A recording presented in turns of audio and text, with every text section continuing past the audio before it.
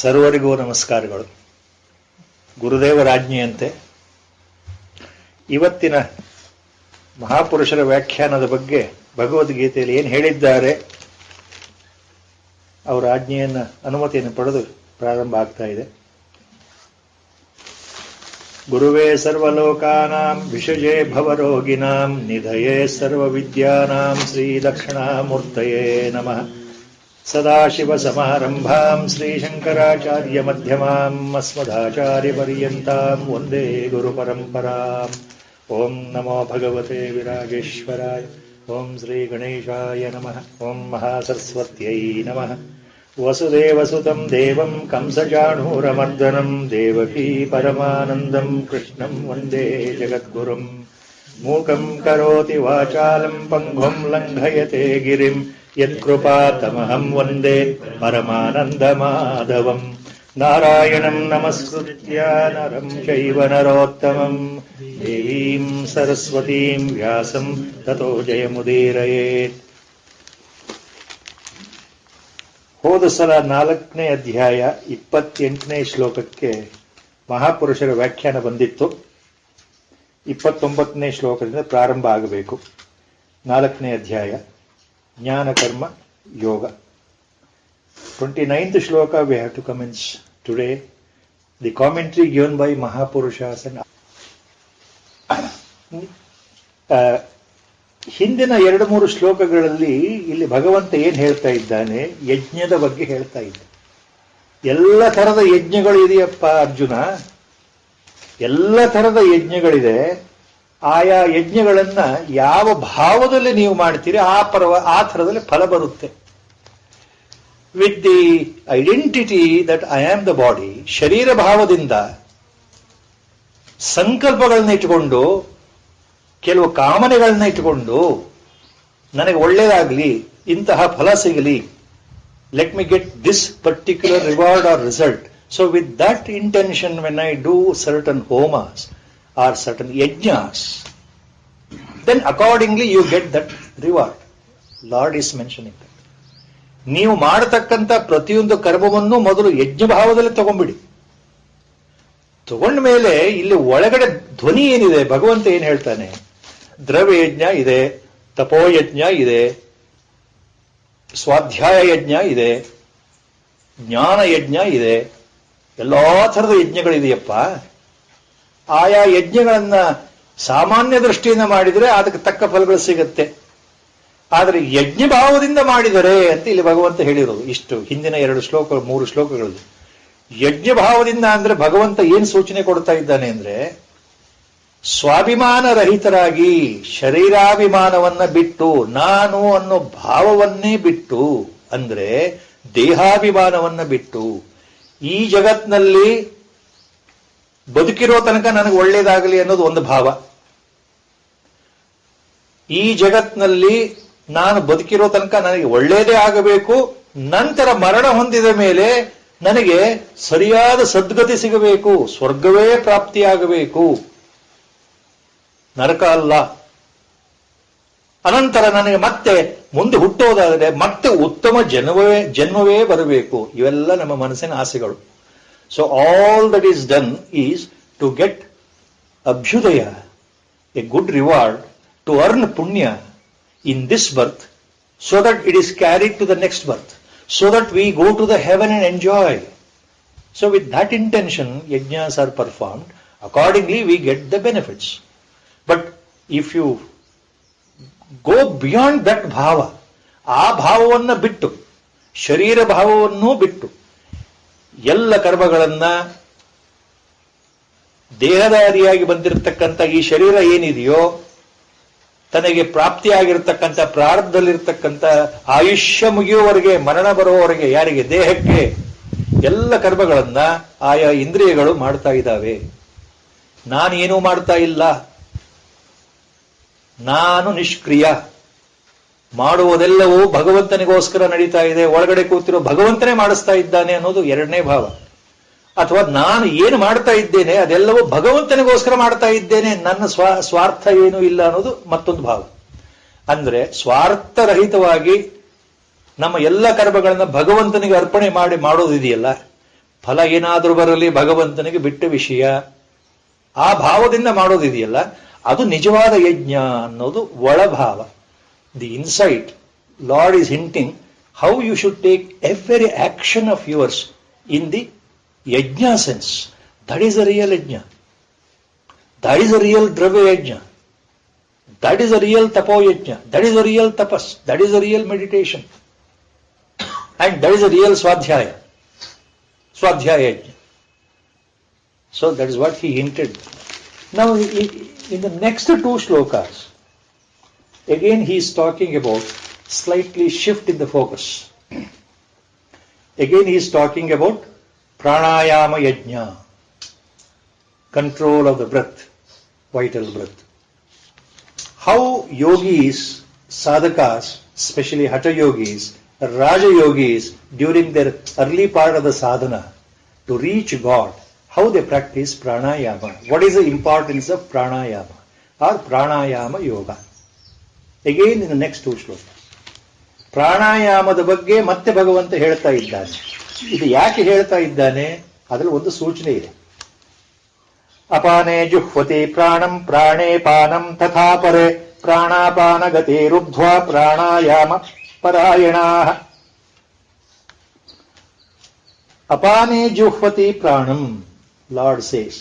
Now he is talking about pranayama. ನಿಜವಾದ, ಹೋದ ಸಲ ಹೇಳಿದ ಹಾಗೆ, last time it was told, the real secret yogic pranayama cannot be explained to each and everybody over a mic or by conducting a class, by taking money, by taking fees or in groups.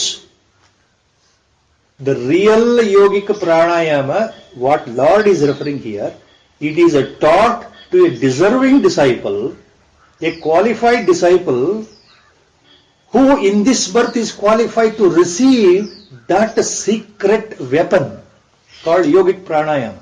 It is a very dangerous thing, as our Gurudev says.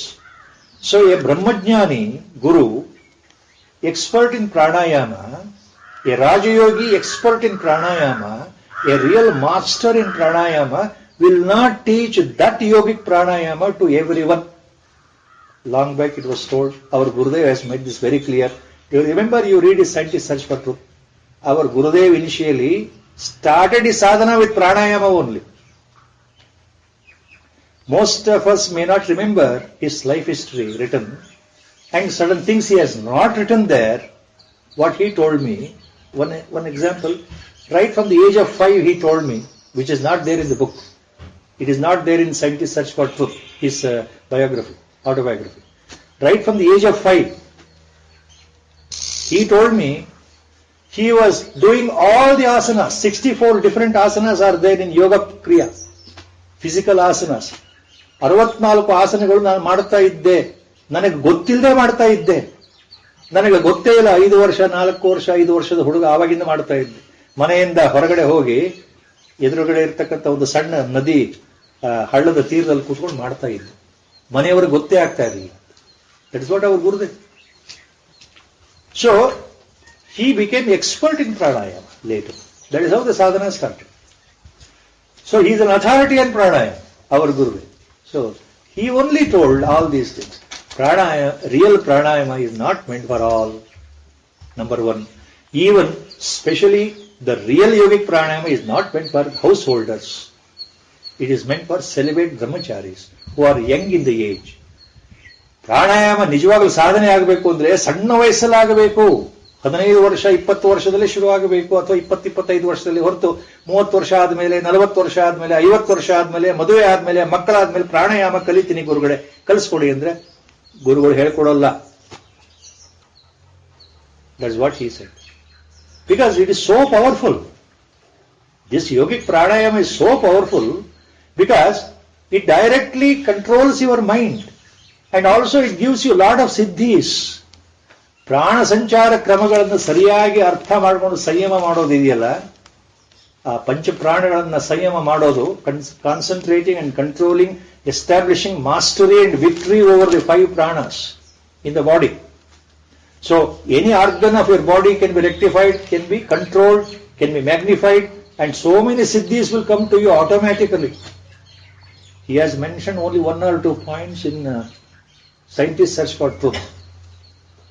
He has not mentioned details. He has not mentioned details. How siddhis were at his feet, our Gurudev. See, one secret. All Mahatmans have said. Yarige? To their close disciples. Any Mahatman, any Brahmajnani, like our Gurudev, the moment he looks at a person in the world, he will know his previous birth, what he has done. He will know his present birth, what he has done. And he will also know his future birth, where he is going to be born again. Bhuta, Vartamana, Bhavishyattu, ಎಲ್ಲವೂ ಅರ್ಥವಾಗ್ತಕ್ಕಂಥ ಮಹಾಜ್ಞಾನಿಗಳಿಗೆ ಮಾತ್ರ ಗೊತ್ತು ಆ ವಿದ್ಯೆ. ಅದು ಒಂದು ಸಿದ್ಧಿ. ಅದನ್ನು ಯಾರು ಬಾಯಿ ಬಿಟ್ಟು ಹೇಳಲ್ಲ. They will never tell you. They will never expose those secrets. But it is a fact.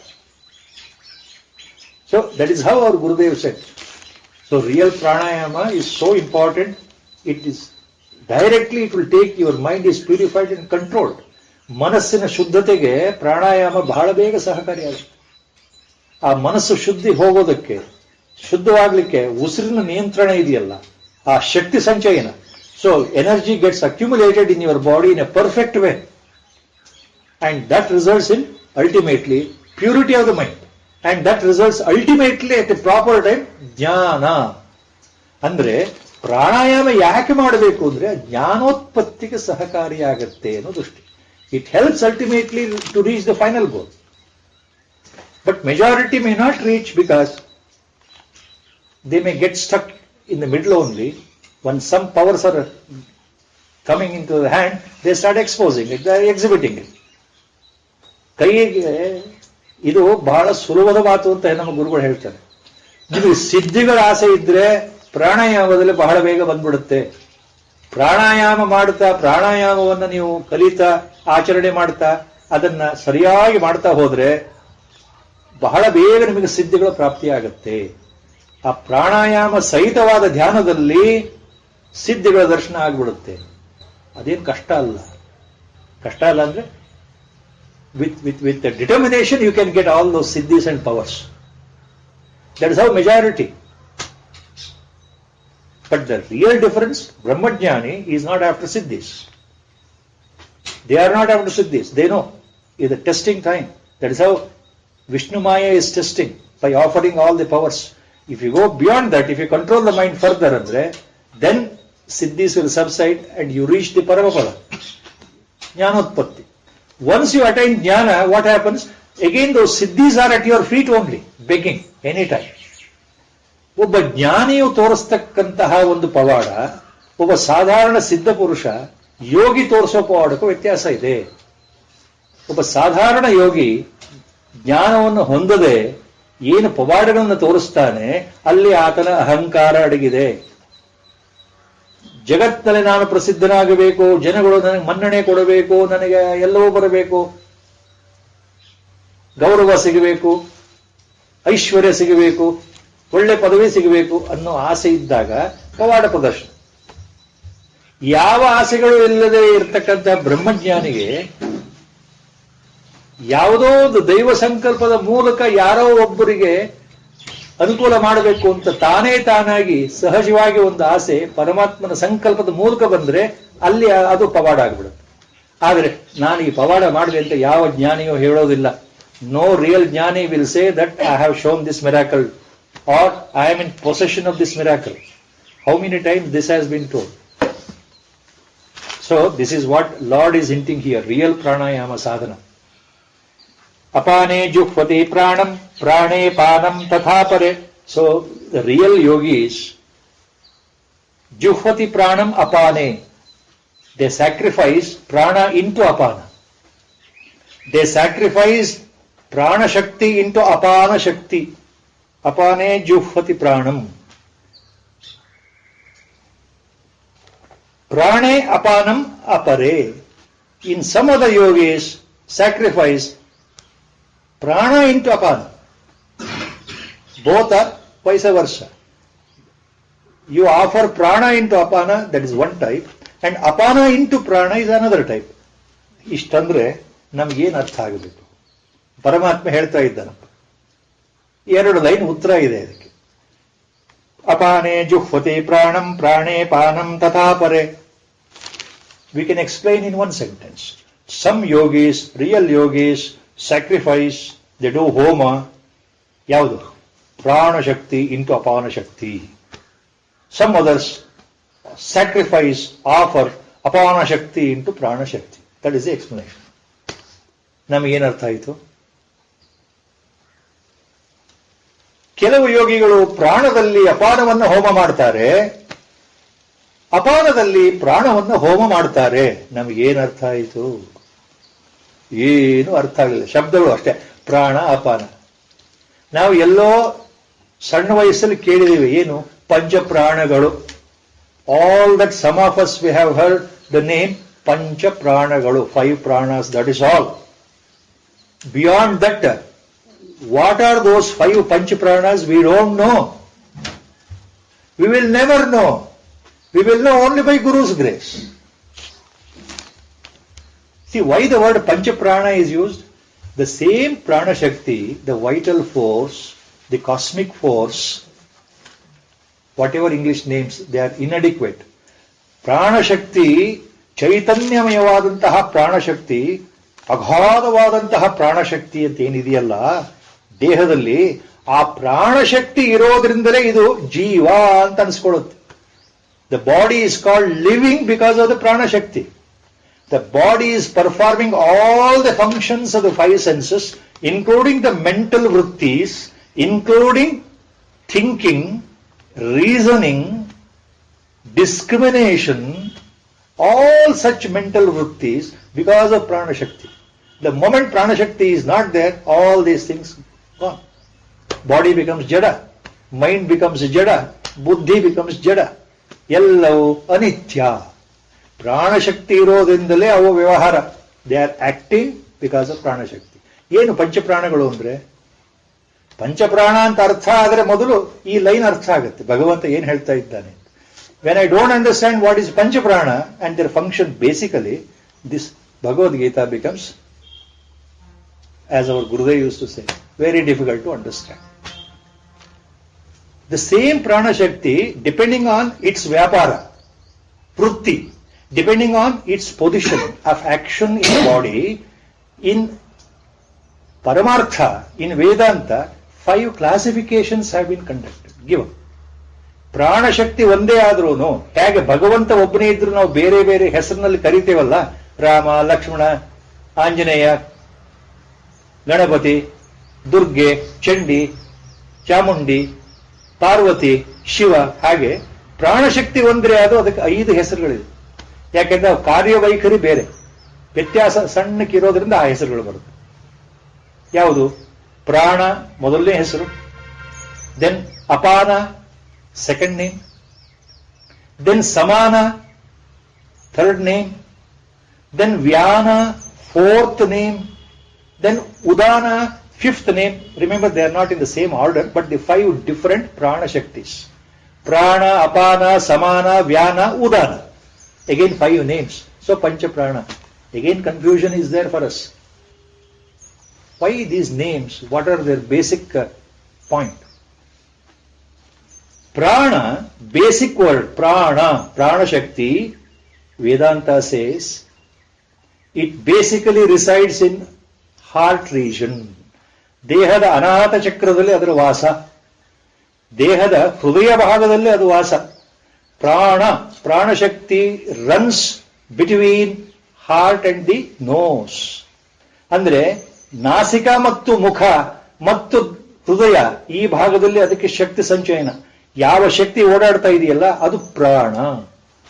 The Shakti which is going through up and down from the nose and the mouth into the lungs and the chest, that is prana. ಉಸಿರು ನಾವು ಗಾಳಿಯನ್ನು ಹೊರಗಡೆಯಿಂದ ನಾವು ಒಳಗೆ ತಗೊಳ್ತೀವಲ್ಲ, ಹಾಗೆ ಹೊರಗಡೆ ಬಿಡ್ತೀವಿ. Medical science is very simple. They say that we take air from the outside, inhalation, it enters our lungs, Then the oxygen from the air enters into the blood in the lungs. It is a huge class of physiology in zoology, what we teach at PUC, high school and then college. That is the subject. But Vedanta says what? ಹೊರಗಡೆ ಇರತಕ್ಕಂತಹ ವಾಯು ಒಳಗಡೆ ಹೋದಾಗ ಪ್ರಾಣಶಕ್ತಿ ಆಯಿತು. ಹೊರಗಡೆ ಇದ್ದಾಗ ಅದನ್ನು ವಾಯು ಗಾಳಿ ಅಂತ ಹೇಳ್ತೇವೆ. It is called as air, vayu outside, but inside the word air is not used. It is called pranashakti because it is so powerful inside.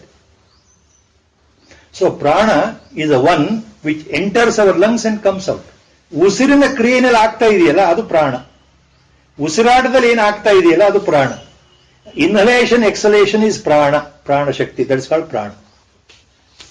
So it is entering from outside through the nose or mouth into the chest region. Then what is opposite? Udana, even apana.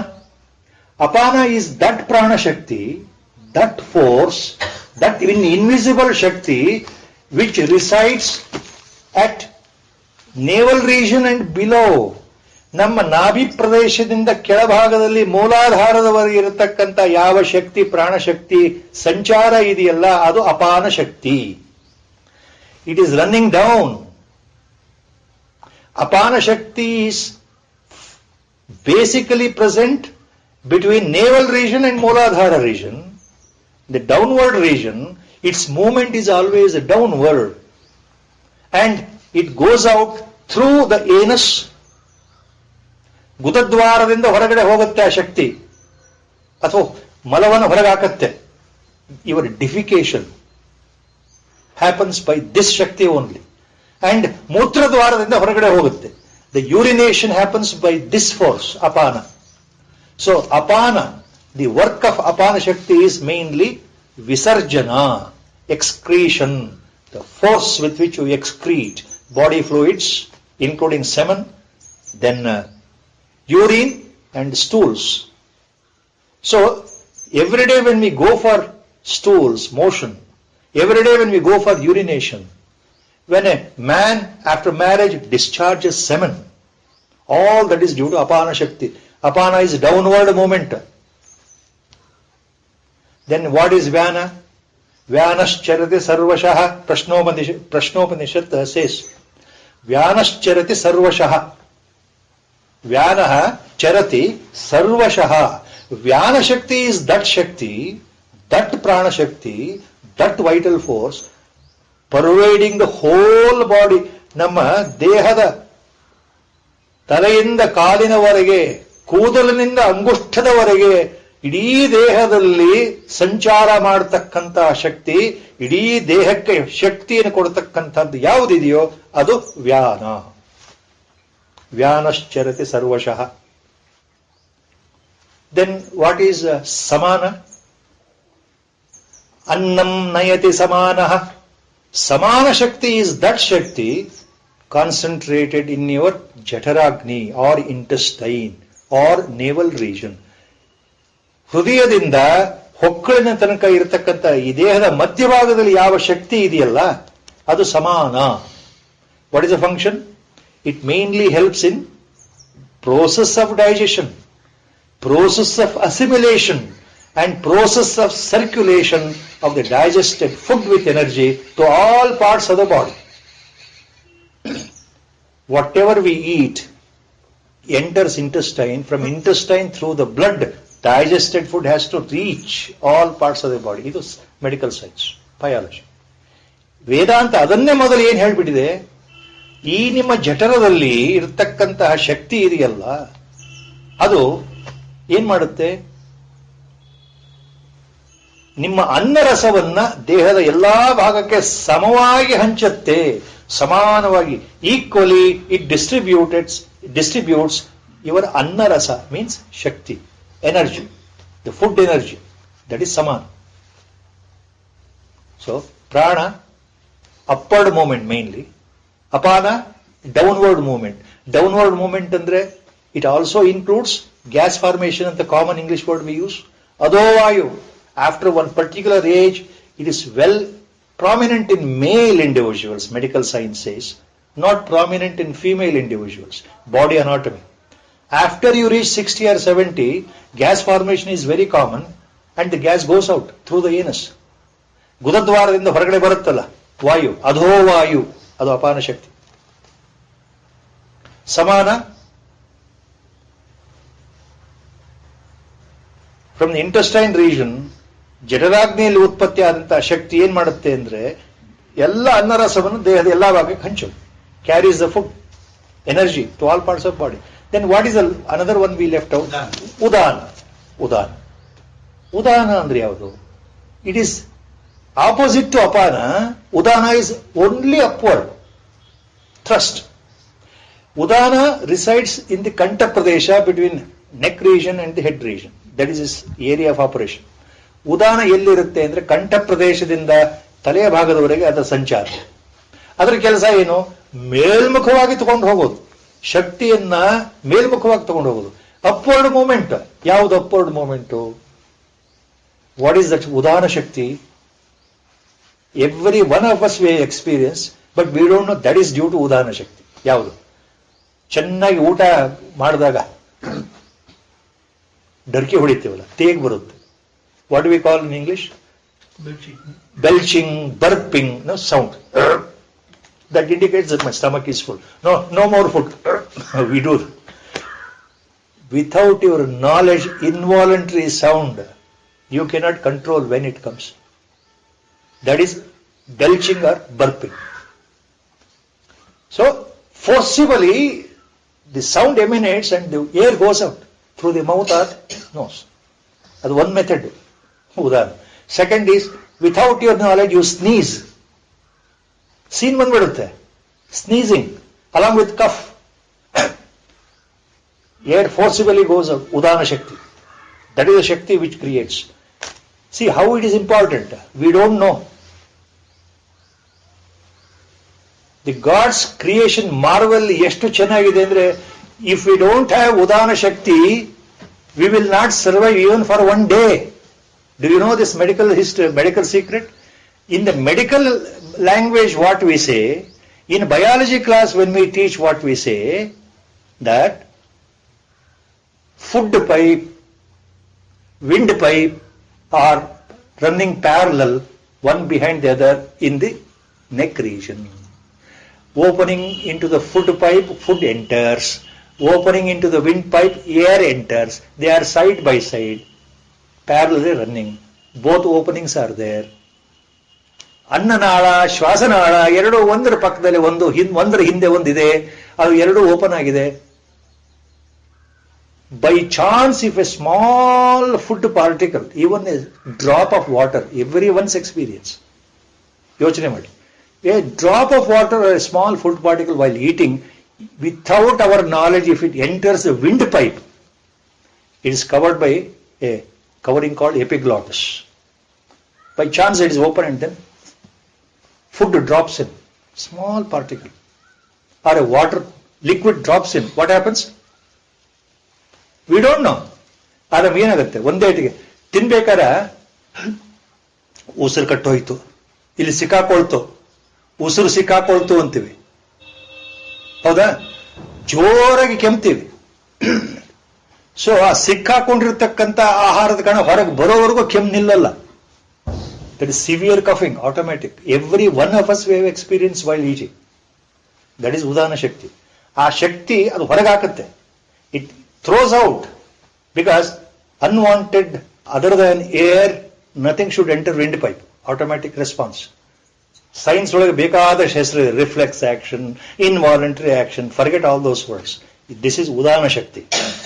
So five, the same prana is 5 different names, how it works in the body. So ಇಲ್ಲಿ ಇದನ್ನ ಅರ್ಥ ಆದ್ರೆ ಏನ್ ಅರ್ಥ ಆಗುತ್ತೆ? ಯಾರು ಪ್ರಾಣದಲ್ಲಿ ಅಪಾನವನ್ನ ಹೋಮ ಮಾಡ್ತಾರೋ, ಪ್ರಾಣ ಉಸಿರು ಎಳ್ಕೊಳ್ಳೋದು, ಅಪಾನ ಅಂದ್ರೆ ಬಿಡೋದು ಕೆಳಗಡೆ. ಸೊ ಪ್ರಾಣದಲ್ಲಿ ಅಪಾನವನ್ನ ಹೋಮ ಮಾಡೋದು ಅಂದ್ರೆ ಅರ್ಥ ಏನು ಅಂದ್ರೆ, ಕ್ರಮಬದ್ಧವಾದ ಪ್ರಾಣಾಯಾಮ ಅಂದ್ರೆ ಉಸಿರು ಸರಿಯಾದ ರೀತಿಯಲ್ಲಿ ಉಸಿರನ್ನ ಒಳಗೆ ಎಳ್ಕೊಳ್ಳೋದು. ಈ ಒಳಗಡೆ ಎಳ್ಕೊಂಡ ಉಸಿರು ಆ ಪ್ರಾಣ ಮುಂದೆ ಅಪಾನಕ್ಕೆ ಹೋಗುತ್ತೆ, ಅಪಾನಕ್ಕೆ ಹೋಗಿ ಕೆಳಭಾಗಕ್ಕೆ ಹೋಗುತ್ತೆ ಅನ್ನೋ ಒಳಗಿನ ಅರ್ಥ. ಇದು symbolic meaning. When you do the pranayama correctly, the Shakti enters through the nose into the chest, and then it via apana it goes down up to the Mooladhara, up to the anus. That is the inner core meaning ಅದು. ಪ್ರಾಣದಲ್ಲಿ ಅಪಾನವನ್ನ ಯಾರು ಹೋಮ ಮಾಡ್ತಾರೋ ಅಂತಂದ್ರೆ ಸರಿಯಾದ ರೀತಿಯಲ್ಲಿ ಉಸಿರನ್ನ ಒಳಗೆ ಎಳ್ಕೊಳ್ತಾರೋ, ಎಳ್ಕೊಂಡು ಉಸಿರು ಕೆಳಗಡೆ ಹೋಗಬೇಕು ಅಂತ ಅರ್ಥ. That means ultimately it means ಪ್ರಾಣದಲ್ಲಿ ಯಾರು ಅಪಾನವನ್ನ ಹೋಮ ಮಾಡ್ತಾರೋ ಅಂದ್ರೆ ಸರಿಯಾದ ರೀತಿಯಲ್ಲಿ inhalation, the one who knows a technique of pranayama, technique of inhalation, that is a meaning. ಅದೇ ರೀತಿ ರಿವರ್ಸ್, ಯಾರು ಅಪಾನವನ್ನು ಪ್ರಾಣದಲ್ಲಿ ಹೋಮ ಮಾಡ್ತಾರೋ, ಆಪೋಸಿಟ್. ಅಪಾನ ಅಂದ್ರೆ ಕೆಳಗಡೆ ಇರೋ ಶಕ್ತಿ, ಪ್ರಾಣ ಅಂದ್ರೆ ಹೊರಗಡೆ ಹೋಗ್ಬೇಕು. ಅಂದ್ರೆ ಇಟ್ ರೆಫರ್ಸ್ ಟು ಒಂದು ಪೂರಕ, ಒಂದು ರೇಚಕ. This refers to inhalation. Exhalation, taking in refers to inhalation. Simple English words. ಉಸಿರನ್ನ ಒಳಗೆ ಎಳ್ಕೊಳ್ಳೋದು ಪೂರಕ, ಉಸಿರನ್ನ ಬಿಡೋದು ರೇಚಕ. ಪ್ರಾಣಾಯಾಮದ ಎರಡು ಮುಖ್ಯ ಪ್ರತಿಕ್ರಿಯೆ. Taking breath, giving out breath. Every one of us we do. Same thing what a Lord is referring here, if it is done in the form of yajna. Again, ಯಾರು ಈ ಪ್ರಾಣದಲ್ಲಿ ಅಪಾನವನ್ನ ಹೋಮ ಮಾಡ್ತಾರೋ, ಅಪಾನದಲ್ಲಿ ಪ್ರಾಣವನ್ನ ಹೋಮ ಮಾಡ್ತಾರೋ ಅಂದ್ರೆ ಸರಿಯಾದ ರೀತಿಯಲ್ಲಿ ಪ್ರಾಣಾಯಾಮ ಅಭ್ಯಾಸವನ್ನು ಮಾಡ್ತಾರೋ ಅಂತ ಅರ್ಥ. The one who knows the technique of pranayama. Second line, ಪ್ರಾಣಾಪಾನ ಗತಿರುದ್ಧ್ವ ಪ್ರಾಣಾಯಾಮ ಪರಾಯಣ. ಪ್ರಾಣಾಪಾನ ಗತಿರುದ್ಧ್ವ. Next line same thing, it refers in little detail. ಉಸಿರಾಟದ ಕ್ರಿಯೆಯನ್ನು ಸರಿಯಾಗಿ ಮಾಡತಕ್ಕಂತಹ ಯೋಗಿ ಈ ಪ್ರಾಣಗತಿ ಮತ್ತು ಅಪಾನಗತಿ ಎರಡನ್ನೂ ಸರಿಯಾಗಿ ಬಿಗಿಯಾಗಿ ತನ್ನ ಹತೋಟಿಲಿ ತಂದುಕೊಂಡು ಯಾರು ನಿಲ್ಲಿಸ್ತಾರೋ ಅಂತ ಅರ್ಥ. The one who stops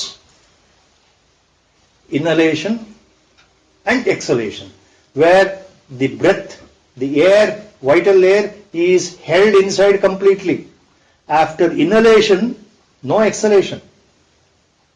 Why the air is held completely inside? That is called kumbhaka. ಉಸಿರನ್ನ ಒಳಗೆ ಎಳ್ಕೊಂಡ ಮೇಲೆ ಬಿಡದೆ ಒಳಗಡೆ ನಿಲ್ಲಿಸ್ಕೊಳ್ಳೋದು ಇದೆಯಲ್ಲ, ದಟ್ ಇಸ್ ಕುಂಭಕ ಕ್ರಿಯೆ. ಅದು ಪ್ರಾಣಾಪಾನ ಗತಿ ರುದ್ಧ್ವ ಅಂದ್ರೆ ಅದು. ಸೊ ಈ ಕುಂಭಕ ಕ್ರಿಯೆಯನ್ನು ಯಾರು ಸರಿಗೆ ಮಾಡ್ತಾರೋ ಪ್ರಾಣಾಯಾಮ ಪರಾಯಣ, ಅಂಥವರು ಪ್ರಾಣಾಯಾಮ ತಜ್ಞರು. ಅರ್ಜುನ, ಪ್ರಾಣಾಯಾಮ ಪರಾಯಣರು. They are experts in pranayama. Remember Arjuna.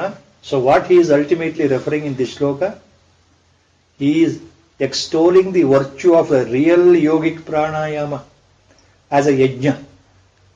ಯಾರು ಪ್ರಾಣಾಯಾಮವನ್ನು ಸರಿಯಾಗಿ ಮಾಡ್ತಾರೋ, ಗುರುಮುಖೇನ ಕಲ್ತ್ಕೊಂಡು ಆ ಸಾಧನೆಯನ್ನು ಮಾಡ್ತಾರೋ, ಅವರು ನಿಜವಾದ ಪ್ರಾಣಾಯಾಮ ಪರಾಯಣರು, ತಜ್ಞರು.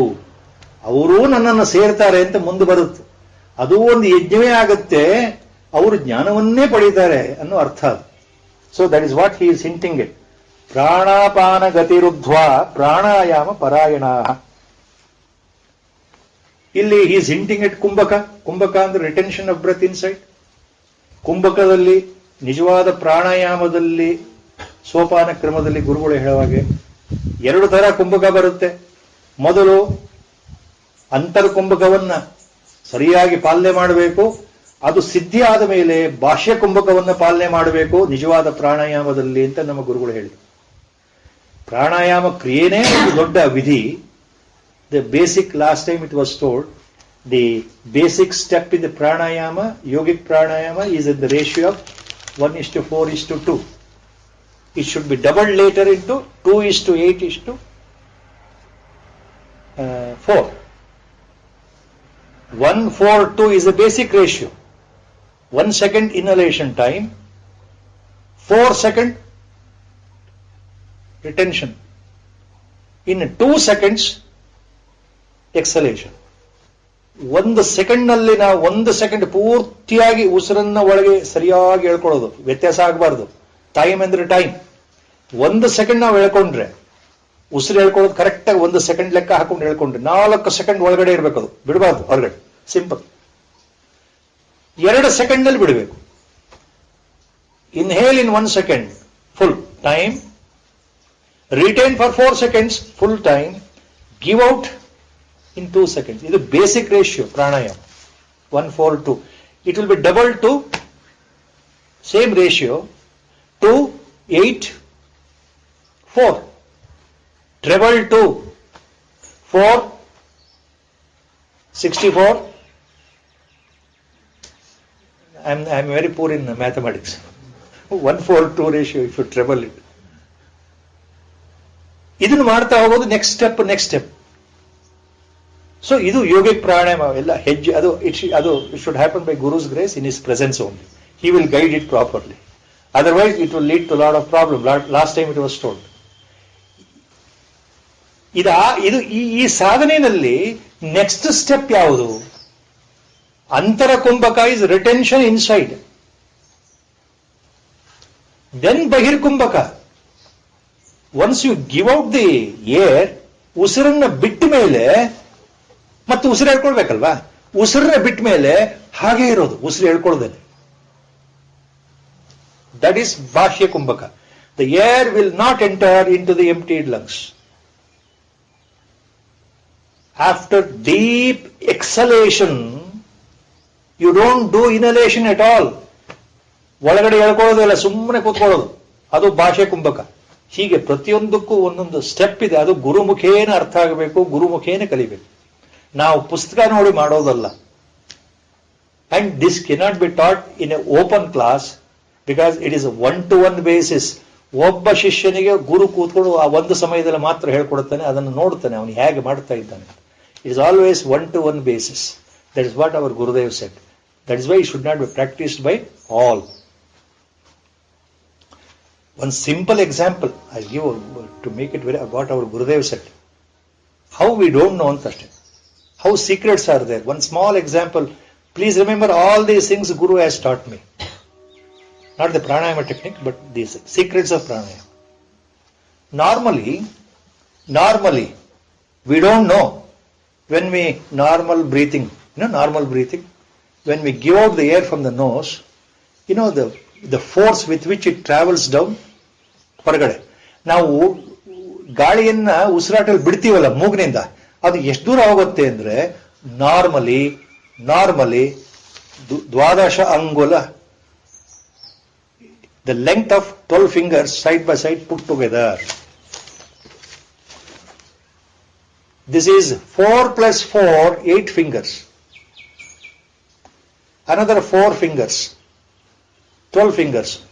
Up to this point, the air goes out normally.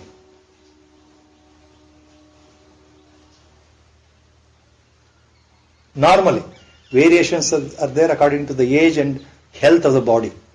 In healthy body, this is normal, 12 fingers breadth. A real yogi expert in pranayama, when they achieve the status correctly by continuous practice, ಅಂತರ್ ಕುಂಭಕ and ಬಹಿರ್ ಕುಂಭಕ ಇದು ಸಿದ್ಧಿ ಆದ ಮೇಲೆ ಏನಾಗುತ್ತೆ ಅಂದ್ರೆ he can retain the breath inside for more than half an hour, more than 1 hour, more than 2 hours, or he can stop the breath outside not to enter the body for more than half an hour, more than 1 hour, more than 2 hours. An expert yogi in pranayama. They can also control their pulse rate. They can control their heartbeat. They can control the organs. They can control the involuntary movement of the body, circulation, digestion, hormone secretion, whatever you call. ದೇಹದ ಎಲ್ಲ ಅಂಗಗಳ ಕ್ರಿಯೆಯನ್ನು ಅವರು ಸ್ವಭಾವತಃ ತಮ್ಮ ಮುಷ್ಟಿಯಲ್ಲಿ ಹಿಡ್ಕೊಳ್ಬಹುದು. ಉಸಿರಾಟವನ್ನೇ ನಿಲ್ಲಿಸಿಬಿಡ್ತಾರೆ. That is ultimately that is how they easily reach samadhi. That is the speciality of pranayama. ಪ್ರಾಣಾಯಾಮ ಸಾಧನೆ ಸರಿಯಾದರೆ ಸಮಾಧಿ ಬಹಳ ಬೇಗ ಸಿದ್ಧಿ ಆಗುತ್ತೆ. ಧ್ಯಾನಧಾರಣ ಸಮಾಧಿ, ಆ ಸಮಾಧಿ ಸ್ಥಿತಿ ಬಹಳ ಬೇಗ ಬಂದ್ಬಿಡುತ್ತೆ ಈ ಪ್ರಾಣಾಯಾಮದಲ್ಲಿ. ಕೇವಲ ಉಸಿರನ್ನ ಬಿಗಿ ಹಿಡಿಯೋದ್ರಿಂದ, ಉಸಿರಿನ ಮೇಲೆ ಪ್ರಭುತ್ವವನ್ನು ಸಾಧಿಸೋದ್ರಿಂದ ಅಂತ. ಅದಕ್ಕೋಸ್ಕರ ಪ್ರಾಣಾಯಾಮಕ್ಕೆ ಮಹತ್ವ ಇದೆ. ಆದ್ರೆ ಅದೇ ಮುಖ್ಯ ಅಲ್ಲ. All mahatmas including our Gurudev also have said there is no rule that everyone should follow pranayama. No. This is one method, one way to reach samadhi sthiti and then to culminate in ಜ್ಞಾನ. ಜ್ಞಾನ ಸಂಪಾದನೆಗೆ ಇದು ಒಂದು ಮಾರ್ಗ, ಇದು ನಿಶ್ಚಿತವಾದ ಮಾರ್ಗ, ಸಹಜವಾದ ಮಾರ್ಗ, ಸುಲಭವಾಗಿ ಸಾಧಿಸಬಹುದು. ಯಾರೋ qualified person picked by the master himself. This is not meant for all. That is a point here in the shloka, inner meaning. So Lord is praising this pranayama, how people are expert in pranayama and they are called pranayama tajna. So ultimately this is also one yajna. And another next shloka he continues, अपरे नियताहार प्राणान प्राणेषु जुह्वति सर्वेप्येते यज्ञविदो यज्ञक्षपित कल्मषा. He concludes ultimately one point here. अपरे नियताहाराः प्राणान प्राणेषु जुह्वति सर्वेप्येते यज्ञविदो यज्ञक्षपित कल्मषाः. So some of the other pranayama experts, yogis, by controlling their diet while doing pranayama sadhana niyataharaha, by controlling their food intake, they exhibit their control over pranayama very easily. ಸರಿಯಾದ ಆಹಾರ ಸೇವನೆಯಿಂದ, ನಿಯತವಾದ ಆಹಾರ ಅಂದ್ರೆ ಇಲ್ಲಿ ಎಷ್ಟು ಬೇಕೋ ಅಷ್ಟು ಆಹಾರ ಸೇವನೆಯಿಂದ, ಅದು ಸರಿಯಾದ ಅಂದ್ರೆ well qualified food. See, during pranayama sadhana you are not suppose to eat all types of food. Guru will decide. He will tell you what food you should take, what food you should not take. For some, lot of butter and ghee, almonds are advised to take during pranayama sadhana. It releases so much energy. This pranayama gives you so much energy. Your inner Vaishvanara energy is totally transformed. You become a dynamo. You become like a atom bomb. So much energy completely in your body, subdued under your control. Under your control. See, to give you an example, as our Gurudev said, in Himalaya, where he was there all these years, he was telling me, sometimes depending on the area, Uttarakashi above and then Gomukh area above, Tapovan area above, beyond Gangotri, if you travel, I have not traveled, Gurudev was telling me all these things. You reach Gomukh area, beyond Gangotri, Chardham Yatra. Before you reach Gomukh, birthplace of Ganga, glacier, there is Tapovan, where our Gurudev was there. It is always, especially 6 months in a year, 7 months a year, -5, -10, -15 degree temperature, sometimes -20, always below 0 degree. Ice formation, snowfall, water freezed. Some yogis stay there, including Kedar area, Badrinath area, Ivattigu. Certain yogi Maharaj, Sant Purushas, they stay there. Certain sadhus stay there in the severe coldest season without food. How they withstand? Our Gurudev was telling. By particular, there are different methods of pranayama. By particular method, they used to generate so much energy, heat energy in their body, so that the internal heat used to act like air conditioner, so that outside, whatever the temperature is down, the body was always kept warm, without clothes or without external covering too much as we do. We take a lot of winter clothes. Now, ಚಳಿಗೆ ಹೇಗೆ ಹೆದರುತ್ತೀವಿ ಅಂದ್ರೆ ಎಲ್ಲ ಸ್ವೆಟರ್ಗಳು ಅದು ಇದು ಹಾಕೊಂಡು ಕೂತ್ಕೊಳ್ತೇವೆ, ನಮ್ಮ body ತಡೆಯಲ್ಲ. So that is how pranayama parayana they do it. ಅದು Gurudev said. Even in the Himalayan caves where there is a dip in temperature, inside the person, yogi who is sitting and doing meditation, his body, if you touch, our Gurudev said, it will be warm. ಹೊರಗಡೆ ಅಷ್ಟು ಮಂಜು ಬೀಳ್ತಾ ಇದ್ರು, ಚಳಿ ಇದ್ರು, ಹಿಮಪಾತ ಆಗ್ತಾ ಇದ್ರು, ಕೆಲವು ಯೋಗಿಗಳ ದೇಹ ಮುಟ್ಟಿದ್ರೆ ಅದು ಬಿಸಿಯಾಗಿರುತ್ತೆ. ಅಂತಹ ಶಕ್ತಿ ಅವರು ಉತ್ಪತ್ತಿ ಮಾಡ್ತಾರೆ. Another best example in our life, ಎಷ್ಟೋ ಎಕ್ಸಾಂಪಲ್ಸ್ ಇದೆ. The one which is coming to the mind here by guru's grace is, you remember Jnaneshwar Maharaj the three brothers and one sister in Alandi, when they were young, they were given lot of troubles by the local Brahmins. They were not treated well because they were born out of a sannyasi. That's how they were treated, ill-treated. They were treated as untouchables. In the 13th century, I am talking, near Pune, Alandi, eldest brother,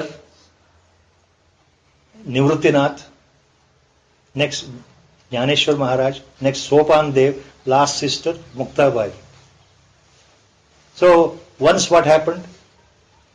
She got some little wheat flour. She wanted to knead it and make it roti. No firewood was given. No tawa was provided. Then what Jnaneshwar Maharaj, young boy, told the young sister? All right, you fry it on my back. So he turned backside in the sitting position. She fried roti on his back. It was fried. Dnyaneshwar ಮಹಾರಾಜರ life ಹಿಸ್ಟ್ರಿನಲ್ಲಿದೆ. ಎಲ್ಲೂ ಏನೂ ಸಿಗ್ತಾ ಇಲ್ಲ, ನನಗೆ ಕೆಂಡವು ಸಿಗ್ತಾ ಇಲ್ಲ, ಕಟ್ಟಿಗೆ ಸಿಗ್ತಾ ಇಲ್ಲ, ಪಾತ್ರೆ ಸಿಗ್ತಾ ಇಲ್ಲ, ಯಾರೋ ಕೊಡ್ತಾ ಇಲ್ಲ, ಒಂದಿಷ್ಟು ಹಿಟ್ಟು ಸಿಕ್ಕಿದೆ ಅಣ್ಣ, ಏನ್ ಮಾಡ್ಲಿ, ಹೇಗೆ ನಾನು ರೊಟ್ಟಿ ಬಡಿಬೇಕು ಅಂತ ನನ್ನ ಬೆನ್ನ ಮೇಲೆ ಬಡಿಯಮ್ಮ ಅಂತ ಹೇಳ್ತಾರೆ ಜ್ಞಾನೇಶ್ವರ ಮಹಾರಾಜರು. ಬೆನ್ನ ಮೇಲೆ ಮುಕ್ತಾಬಾಯಿ ನೀರಿನಲ್ಲಿ ಕಲಸಿ ಹೀಗೆ ಬಡಿತಾಳಲ್ಲ, ರೊಟ್ಟಿ ಆಗಿಬಿಡುತ್ತೆ, ಚೆನ್ನಾಗಿ ಕಾದು ಫ್ರೈ ಆಗುತ್ತೆ. ಅದು ಎಂಥ ಯೋಗಾಗ್ನಿ ಶಕ್ತಿ ಇದೆ ಅಲ್ಲಿ. So that is how all these things are there, what Lord is hinting. Niyatahara, apare niyatahara pranan praneshu jihvati. So such pranayama tajnaru, such yogis, ಪ್ರಾಣವನ್ನು ಪ್ರಾಣದಲ್ಲೇ ಹೋಮ ಮಾಡ್ತಾರೆ. ಪ್ರಾಣಾನ್ ಪ್ರಾಣೇಶು ಜುಹ್ವತಿ. ಬೈ ರೆಸ್ಟ್ರಿಕ್ಟಿಂಗ್ ದೇರ್ ಡಯಟ್, ನಿಯತಾಹಾರಿಗಳಾಗಿ ನಿಯಮಿತವಾಗಿ ಕಡಿಮೆ ಆಹಾರವನ್ನು ಸೇವನೆ ಮಾಡ್ತಾ ಪ್ರಾಣಾಯಾಮ ಸಾಧನೆಯಲ್ಲಿ ಪ್ರಾಣವನ್ನ ಪ್ರಾಣದಲ್ಲೇ ಹೋಮ ಮಾಡ್ತಾರೆ. ಅಂದ್ರೆ 5 ಪ್ರಾಣಗಳನ್ನ ಅವುಗಳ ಅರ್ಥಾನುಸಂಧಾನ ಮಾಡಿಕೊಂಡು ಅವುಗಳನ್ನು ಬಿಗಿ ಹಿಡಿತಾರೆ. ಅಂದ್ರೆ 5 ಪ್ರಾಣಗಳ ಮೇಲೆ ಪ್ರಭುತ್ವವನ್ನು ಸ್ಥಾಪಿಸ್ತಾರೆ. They control, they win over the 5 different prana shaktis in the body. ಪ್ರಾಣಾನ್ ಪ್ರಾಣೇಶು ಜುಹ್ವತಿ ಅಂದ್ರೆ ಅದೇ ಅರ್ಥ. They control, win over the enormous power of the 5 ಪಂಚ ಪ್ರಾಣಾಸ್. ಪ್ರಾಣ, ಅಪಾನ, ವ್ಯಾನ, ಉದಾನ, ಸಮಾನ. So they are under the complete control of the yogi himself. Sarve pyete yajna vido yajna kshapita kalmashaha. By this way, ultimately he is concluding. Lord ಏನ್ ಹೇಳ್ತಾ ಇದ್ದಾರೆ, ಭಗವಂತ ಏನ್ ಹೇಳ್ತಾ ಇದ್ದಾನೆ, ಈ ರೀತಿಯಾಗಿ ಸರ್ವ ಅಪಿ ಏತೇಹೆ ಯಜ್ಞವಿದೋ ಯಜ್ಞ ಕ್ಷಪಿತ ಕಲ್ಮಷಾಹ. In this way, different yogis, by performing different yajnas, ultimately they wash off their sins. Yajna kshapita kalmashaha. Yajna kshapita kalmashaha. When they offer everything as a yajna to the Lord, their sins are washed away. ಅವರ ಎಲ್ಲ ಕರ್ಮಗಳನ್ನ ಬೇರೆ ಬೇರೆ ರೀತಿಯಲ್ಲಿ ಯಜ್ಞ ರೂಪದಲ್ಲಿ ಮಾಡೋದ್ರಿಂದ ಅರ್ಜುನ ಅವರ ಪಾಪ ಕರ್ಮಗಳು, ಸಂಚಿತ ಪಾಪರಾಶಿಗಳು ನಾಶವಾಗುತ್ತಪ್ಪ. ಯಜ್ಞ ಕ್ಷಪಿತ ಕಲ್ಮಷ means the same thing. All the evil deeds of the previous birth and deeds in this birth up till now, they get annihilated. All the evil karmas get annihilated. All the papacharane, the effect get annihilated. That is yajna kshapita kalmasha. And they become yajnavidaha. ಯಜ್ಞವನ್ನು ಬಲ್ಲವರು ಯಜ್ಞವಿದರು. ಕೊನೆಗೆ ಅವರು ಜ್ಞಾನವನ್ನೇ ಸಂಪಾದನೆ ಮಾಡ್ತಾರೆ ಅಂತ ಹೇಳಬೇಕಾಗಿದೆ ಮುಂದೆ. Lord is about to say ultimately the importance of jnana. So ಇಲ್ಲಿ ಏನ್ ಹೇಳ್ತಾ ಇದ್ದೇನೆ ಭಗವಂತ, ಅಪರೇ ನಿಯತಾಹಾರ ಪ್ರಾಣಾನ್ ಪ್ರಾಣೇಶು ಜುಹ್ವತಿ ಸರ್ವೇಪ್ಯೇತೆ ಯಜ್ಞವಿದೋ ಯಜ್ಞ ಕ್ಷಪಿತ ಕಲ್ಮಷಾಃ. So by performing various yajnas, by way of offering everything to God, by surrendering to the God ಅಂತ, ಶರೀರ ಭಾವವನ್ನು ಬಿಟ್ಟು ನಾನು ನನಗೋಸ್ಕರ ಮಾಡ್ತಾ ಇದ್ದೇನೆ ಅನ್ನೋ ಭಾವವನ್ನು ಬಿಟ್ಟು ಈ ಎಲ್ಲ ಕರ್ಮಗಳನ್ನ ಪರಮಾತ್ಮನಿಗೋಸ್ಕರ ಮಾಡ್ತಾ ಇದ್ದೇನೆ. Everything I am offering to God himself. Whatever I am doing, it is only ಕೇವಲ ಈಶ್ವರ ಪ್ರೀತ್ಯರ್ಥಂ. ಆಚಾರ್ಯಸ್ ಬಹಳ ಫೇಮಸ್ ಇಷ್ಟವಾದ ಪದ. ನಾವು ಏನೇ ಮಾಡಿದ್ರು ಪರಮೇಶ್ವರನ ಪ್ರೀತಿಗಾಗಿ ಮಾಡ್ತಾ ಇದ್ದೇವೆ ಅನ್ನೋ ಭಾವದಲ್ಲೇ ಮಾಡಬೇಕು ಅಂತ ಆಚಾರ್ಯರು ಯಾವಾಗಲೂ ಹೇಳ್ತಾರೆ. Bhagavatpada always says all that you offer is ಕೇವಲ ಪರಮೇಶ್ವರ ಪ್ರೀತ್ಯರ್ಥ. ಆ ಭಾವದಲ್ಲಿ ಮಾಡಿದ್ರೆ ಯಜ್ಞ ಆಗುತ್ತೆ. ಈ ರೀತಿ ಯಜ್ಞಗಳನ್ನು ಮಾಡೋದ್ರಿಂದ ಅವರು ಯಜ್ಞವಿದರು ಅಂತ ಅನಿಸ್ಕೊಳ್ತಾರೆಪ್ಪ Arjuna. They are called the knowers of yajna, because their evil tapa or evil karma gets annihilated gradually and completely by following this yajna in their life. That is what Lord is hinting. So with Guru Sankalpa, we are stopping here today. Vasudeva Sutam Devam Kamsachanuramardanam Devaki Paramanandam Krishnam Vande Jagadgurum ಮೂಕಂ ಕರೋತಿ ವಾಚಾಲಂ ಪಂಗುಂ ಲಂಘಯತೆ ಗಿರಿಂ ಯತ್ ಕೃಪಾತಮಹಂ ವಂದೇ ಪರಮಾ